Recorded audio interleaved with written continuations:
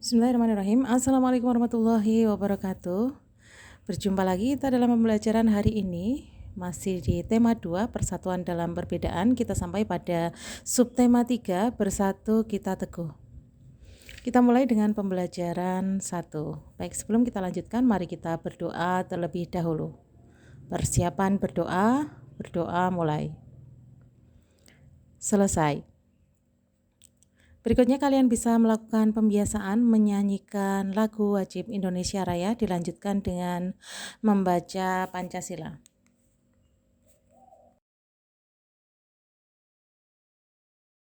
Kita awali pembelajaran kita hari ini dengan muatan pelajaran bahasa Indonesia.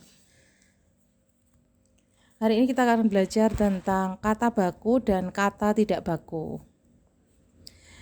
Nah, kemarin kalian sudah mempelajari tentang bagaimana cara membuat peta pikiran dan mengetahui fungsi peta pikiran. Nah, peta pikiran itu kan berisi tentang informasi-informasi penting di dalamnya. Nah, untuk penulisan informasi penting tadi yang ada di dalam teks, seharusnya ditulis menggunakan kata baku. Apa itu kata baku? Kata baku adalah kata yang ditulis dan disusun sesuai dengan PUEBI atau Pedoman Umum Ejaan Bahasa Indonesia. Nah, seperti apa yang ada pada contoh di bawah ini ya. Nah, di sini pada slide ini kalian bisa lihat di sini. Baik, kita lanjutkan ke muatan pelajaran IPA. Materi kita hari ini adalah manfaat adaptasi makhluk hidup bagi manusia dan lingkungan. Setiap makhluk hidup memiliki kemampuan beradaptasi untuk bertahan hidup.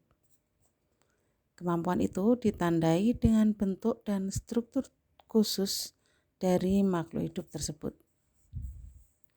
Bentuk atau struktur khusus tersebut juga bermanfaat bagi manusia dan lingkungannya. Nah, berikut adalah beberapa pemanfaatan tumbuhan dan hewan bagi manusia dan lingkungan.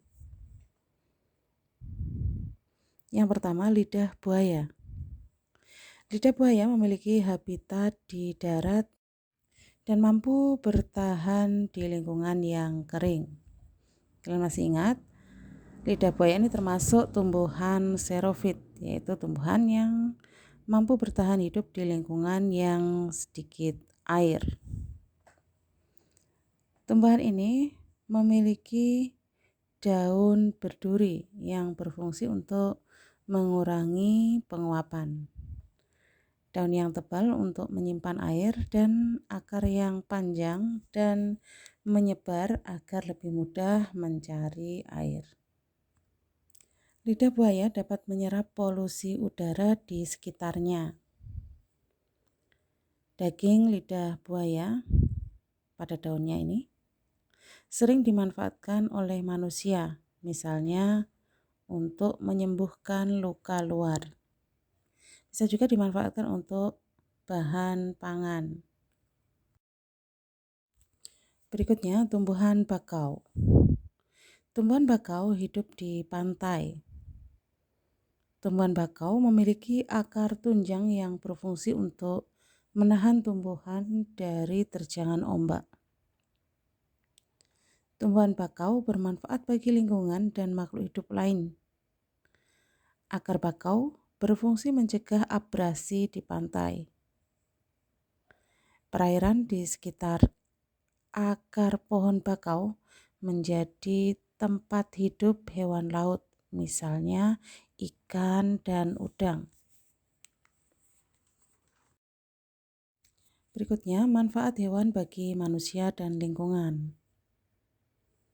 Kita ambil dua contoh di sini. Yang pertama adalah cacing tanah. Cacing tanah hidup di dalam tanah yang lembab. Cacing bergerak dan mencari makan di dalam tanah. Cacing menghasilkan kotoran yang dapat membuat tanah menjadi subur. Gerakan cacing di dalam tanah juga membuat tanah berpori. Tanah yang berpori membuat tanah mampu menyerap air dan nutrisi sehingga tanaman yang hidup di tanah tersebut menjadi subur. Berikutnya, domba. Domba merupakan hewan yang memiliki ciri khusus berupa rambut tebal.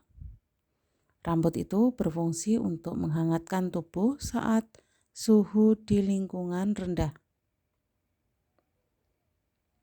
Rambut domba dimanfaatkan manusia sebagai bahan pembuat kain wol. Kain wol biasanya dimanfaatkan untuk pembuatan pakaian hangat. Selain itu, kotoran domba juga dimanfaatkan sebagai pupuk tanaman.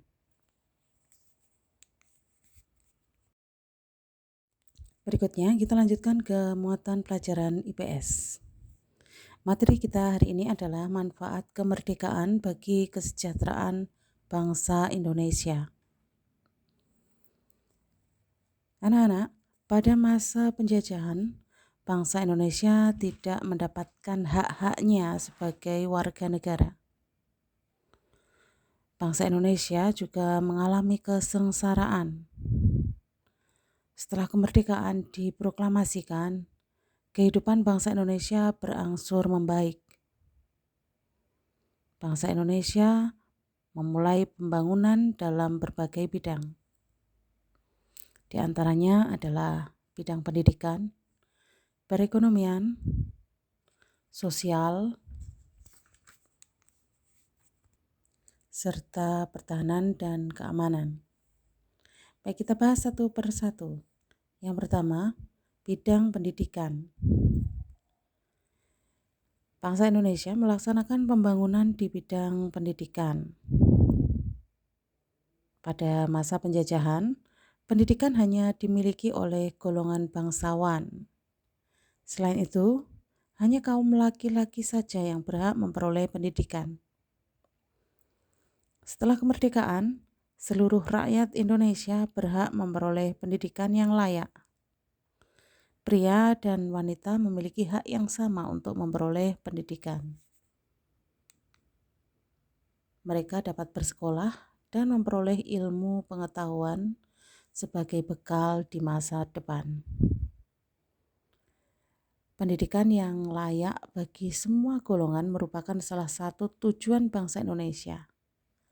Hal tersebut tercantum dalam pembukaan Undang-Undang Dasar 1945 alinea keempat, yaitu mencerdaskan kehidupan bangsa.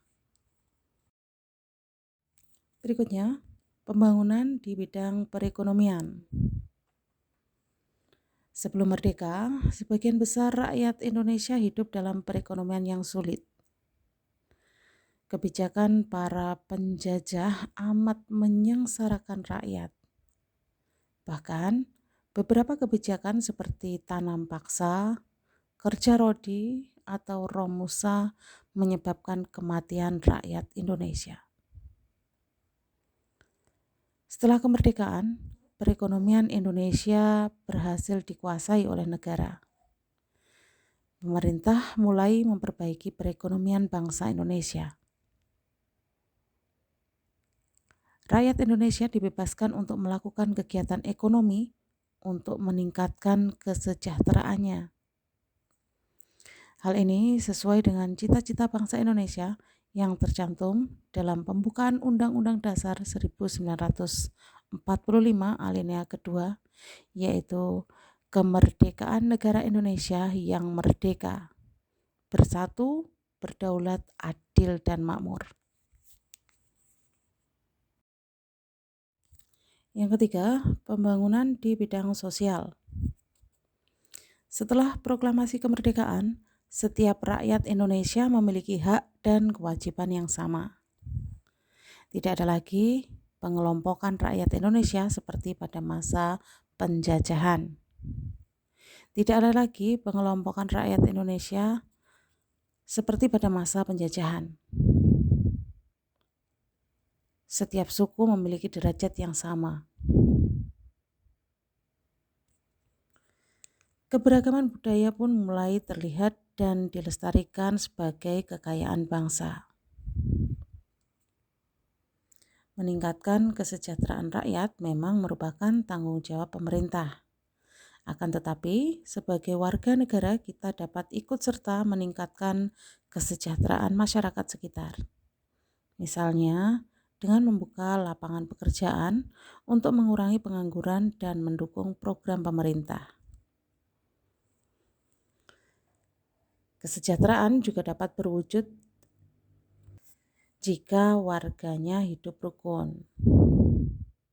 Kerukunan membuat rakyat dapat bekerja sama dalam mencapai tujuan, yaitu meningkatkan kesejahteraan bersama.